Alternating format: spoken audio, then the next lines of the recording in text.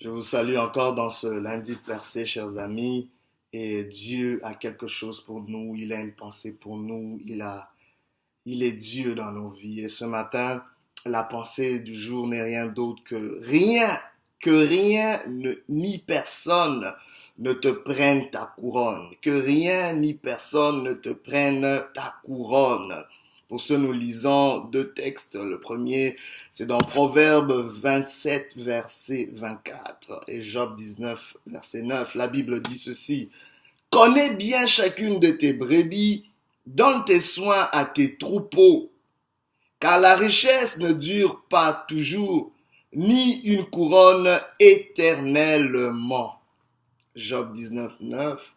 Il m'a dépouillé de ma gloire, il a enlevé la couronne de ma tête. Que rien ni personne ne te prenne ta couronne. Laissez-moi vous dire que toute personne qui vit dans ce monde, est appelée à être couronnée et mandatée pour un couronnement. Parce que sans couronnement, tu ne peux pas accomplir grand-chose sur cette terre. Tu ne peux pas régner sans être couronné. Dans la mentalité de Dieu, qui est le roi des rois, il pense que chaque créature, chaque être vivant qu'il a créé est un roi, est une reine.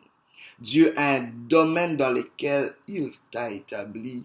Dieu a un domaine qu'il a prévu pour toi pour que tu puisses y régner. Mais laissez-moi vous dire que sans cette couronne, nous ne pouvons pas régner.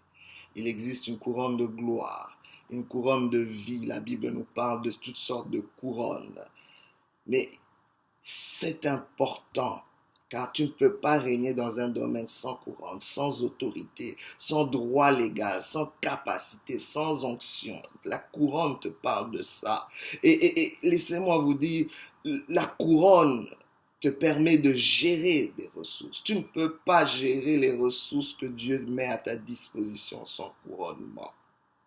Tu ne peux pas non plus exercer des responsabilités sur des personnes ou sur des choses sans couronnement. Je ne sais pas ce que tu essaies d'entreprendre, ce que tu essaies de faire, mais est-ce que tu t'es assuré qu'il y a une couronne sur ta tête qui te permet de le faire, qui t'autorise à le faire, qui te rend capable de le faire, qui te donne la capacité, la joie de le faire, la force de faire, d'endurer, parce que le couronnement, justement, te permettra d'endurer les difficultés.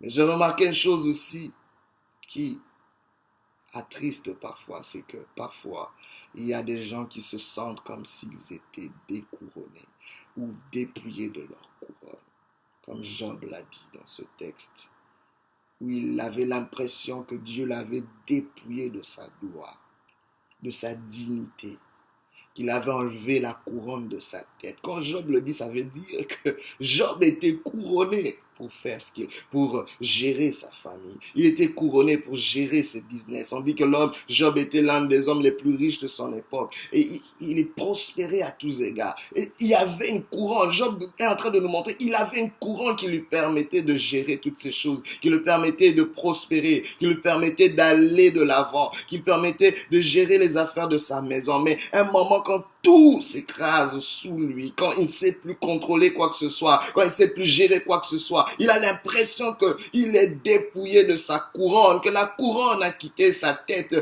qu'un autre roi a usurpé le domaine sur lequel Dieu l'avait établi. Je ne sais pas qu'est-ce qui règne sur ton foyer, je ne sais pas qu'est-ce qui règne sur tes enfants, je ne sais pas ce qui règne sur tes finances, mais que je ne sais pas ce qui règne sur les ressources sur lesquelles Dieu t'a établi, mais tu as l'impression que tu perds contrôle. Tu as l'impression qu'il y a un autre roi qui règne. Tu as l'impression que tu n'es plus le roi que Dieu a établi sur ces choses. Oui, accepte d'abord le fait que tu es un roi, que tu es une reine. Dans la pensée de Dieu, c'est cela. Car il ne peut pas s'appeler roi des rois si toi et moi, nous ne sommes pas des rois sur lesquels lui, il règne. Car c'est lui le roi ultime. Et dans Proverbe, Salomon nous montre que tu dois connaître chacune de tes brebis. Au fait, les brebis représentent les ressources sur lesquelles Dieu t'a établi. Il dit, donne soin à tes troupeaux, car la richesse ne dure pas toujours, ni une couronne éternellement. Ça, c'est quelque chose. Donc, cela stipule que nous pouvons perdre notre couronne. Mais est-ce la volonté de Dieu que nous puissions perdre la couronne? Laissez-moi vous dire, parce que Dieu nous donne un temps, une saison, une fenêtre d'opportunité dans laquelle tu dois exercer certaines responsabilités, dans lesquelles tu dois avoir ta couronne. Et tu ne peux pas te permettre de perdre ta couronne quand Dieu a assigné quelque chose pour toi. Sur cette vie, sur cette terre, Dieu a déjà assigné un temps particulier sur lequel tu dois régner, pour lequel tu dois justement gérer certaines choses, exercer certaines responsabilité. Assure-toi d'être couronné. Ne permets à rien ni à personne de te prendre ta couronne, s'il te plaît. Mais tu dois connaître, il faut être responsable. Nous devons connaître les ressources que Dieu... Est-ce que tu connais les ressources que Dieu a mis en toi? Est-ce que tu connais la force que Dieu a mis en toi? Est-ce que tu sais sur les choses? Est-ce que tu sais ce qui se passe dans la vie de tes enfants? Juste pour donner cet exemple. Est-ce que tu comprends ce qui se passe dans la vie de ta femme? Comment pourras-tu régner si tu ne connais pas justement tes brebis, si tu connais pas, tu sais pas prendre soin des choses sur lesquelles Dieu t'a établi? C'est peut-être un peu, mais c'est toi le roi dessus, my God. Dieu a dit une chose, que si tu es fidèle dans des petites choses, je te confierai de plus grandes. Si tu ne sais pas être fidèle dans la vie de tes enfants pendant qu'ils sont encore petits, comment est-ce que tu pourras gérer une fois qu'ils seront grands, une fois qu'ils pourront plus vraiment t'écouter? C'est très important. Comment peux-tu gérer des plus grandes choses si tu n'es pas capable de gérer des petites choses? Réalise que Dieu t'a établi roi sur des petites choses afin de te faire régner sur des grandes choses. Telle est sa volonté. Mais s'il te plaît, ne laisse rien ni personne te prendre ta couronne. Te prendre ta couronne ce matin, c'est très très important pour nous. Nous devons le saisir, nous devons le comprendre. Mais qu'est-ce qui se passe? Quand est-ce que nous sommes sans couronne? Tu es peut-être sans couronne, parfois tu te dis, mais est-ce que je le suis? Comment je le sais? Laissez-moi vous dire que tu es sans couronne si tu es dans un domaine dans lequel tu dois forcer. C'est déjà un signe que tu as perdu ta couronne. Si tu es dans un domaine dans lequel tu dois manipuler absolument pour avancer, tu as perdu ta couronne, tu es sans couronne. Si tu es dans un domaine où tu dois intimider les autres, tu es déjà sans couronne. Pourquoi tu dois toujours crier pour que les choses avancent? Tu n'en as pas besoin. Si tu dois toujours crier sur tes enfants pour qu'ils t'écoutent, quelque part tu n'as pas de couronne. Quelque part tu n'as pas de couronne. Accepte ce fait-là et ne laisse rien ni personne te prendre ta couronne. Dieu doit te restaurer cette couronne sur ta vie. Et rien, c'est pas étonnant que ces enfants se perdent parce que tu n'as plus d'autorité, tu n'as pas de couronne. Ton foyer s'effrite et même tes finances. Bien-aimé, rassure-toi que tu as une couronne pour gérer ces choses. Ou si tu es toujours tu es dans un domaine où tu dois faire semblant, où tu dois toujours faire semblant, tu dois faire semblant pour avancer. Pour toi, le fonctionnement, ce n'est jamais être vrai, c'est toujours faire semblant, paraître au lieu d'être. Toujours un sourire qui est pas vrai, une attitude qui est pas vraie. Tu souffres, mais tu dois montrer qu'avec ton sourire de plastique pour montrer que tout... Non! Et c'est comme ça que tu avances dans tes relations. Non, non, non, non. C'est déjà un indice que tu es sans couronne. Tu es sans couronne quand tu vas de cycle en cycle sans entrer dans ton domaine. Tu as l'impression de tourner en rond. C'est déjà un indice de quelqu'un qui est sans couronne, qui a perdu sa couronne et qui n'a pas de couronne sur sa tête pour faire ce qu'il veut faire. Tu es aussi sans couronne si tu dois toujours fuir de lieu en lieu, au lieu où tu te sens poursuivi, où tu te sens poursuivi par des gens ou par des circonstances. Tu es toujours comme un fugitif, toujours en cavale, en train de fuir. Il n'y a pas de stabilité. Tu fuis à gauche, à droite. Tu fuis quoi? C'est déjà la peur. Parce que quelqu'un qui a un couronnement est stable. Le roi est assis sur son trône. Il n'a pas besoin de fuir à gauche, à droite. Il donne des ordres. Il prend des décisions. Il n'a pas besoin de fuir. Tu es sans couronne quand tu vas à la direction opposée de ton appel. Dieu t'attend là-bas, mais toi tu vas à la direction opposée. Est-ce que c'est l'impression que tu as? Laisse-moi te dire ce matin, Dieu veut restaurer cette couronne sur ta vie. Telle est sa volonté. Alors, qu'est-ce qui nous prend notre couronne? Qu'est-ce qui t'enlève ta couronne? Qu'est-ce qui a tendance à enlever nos couronnes? Premièrement, c'est le fait de se couronner soi-même. Ça, c'est une aberration, mais je ne sais pas, mais il y a des gens qui ont tendance à souvent s'auto-proclamer, je ne sais pas, c'est moi. Non. Il n'y a aucun roi sur la terre qui se couronne lui-même. Même la reine Elisabeth, là, le jour de son intronisation en 1952, on a dû lui mettre une couronne par quelqu'un sur laquelle elle était appelée la reine. Il y a des gens qui sont établis pour te couronner. Laisse-moi te dire, comme indice, tes relations sont habilitées, sont appelées à te couronner. Est-ce que tu as des relations qui te couronnent?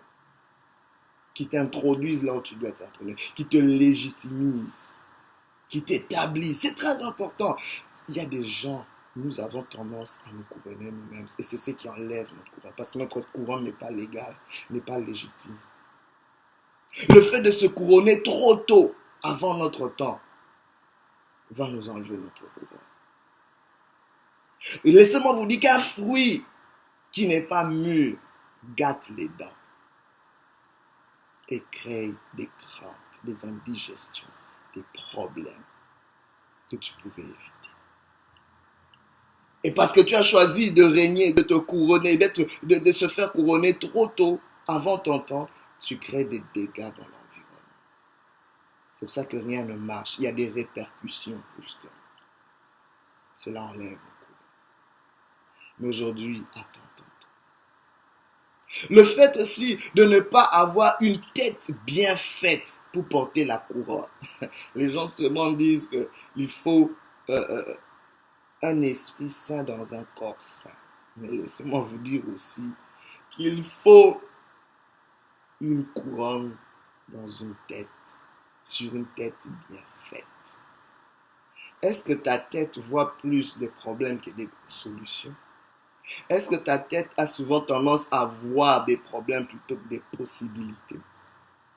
Est-ce que ta tête voit toujours le passé au lieu de l'avenir?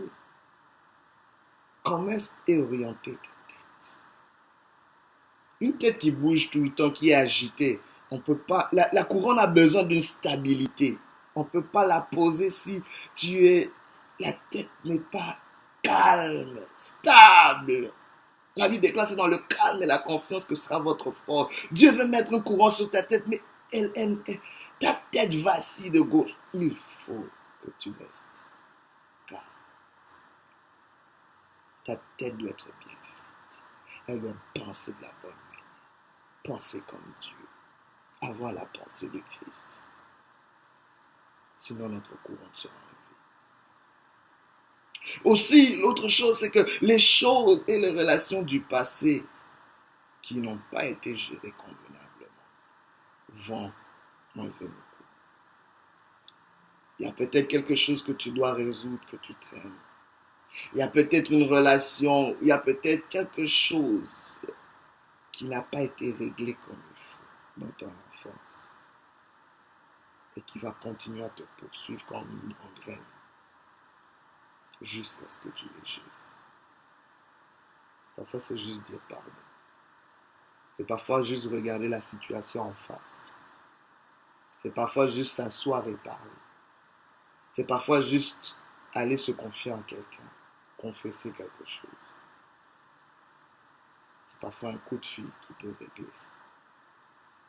Mais s'il te plaît, si tu as encore des squelettes dans ton placard, il est temps de les sortir de là. Parce que cela va enlever ta couronne. Tu seras surpris comment le squelette surgit juste au moment de ton couronnement pour l'enlever. C'est ce qui se passe. S'il te plaît, ce matin, gère ces choses. Autre chose qui enlève nos couronnes, ce sont la proximité non gardée. Ta proximité doit être gardée.